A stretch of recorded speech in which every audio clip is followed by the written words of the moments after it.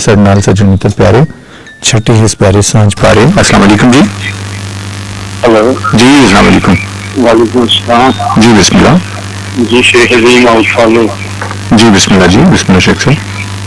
Sir एक ते खमसा उस बात अकल खुद यानी कि पांच सामने जड़ियां आम दे अकल के नाम काम करती छठी सो वे जड़ी आने वाले वक्त की इंसान को अदा करती है मुझे कुछ होने वाला हो बाद लोगों ने अल्लाह ताला ने ऐसी स्थिति दी है कि वो उस चीज में पहचान लेंगे लेकिन ਇਹਦਾ ਵਜੂਦ ਹੋਇਆ ਜਾਂ ਨਹੀਂ ਛੱਡੀ से ਤੁਸੀਂ ਕਰ ਰਹੇ ਹੋ ਛੱਡੀ ਸ਼ਹਿਰ ਇਸ ਨਾਂ ਦੀ ਕੋਈ ਚੀਜ਼ ਹੈ कई दोस्त मुहावरा तो नहीं इस्तेमाल कर देंगे लेकिन ਇਹਦਾ हकीकत ਨਾਲ ਵੀ तल्लक है ਇਹਦਾ ਵਜੂਦ ਹੈ ਵੇ।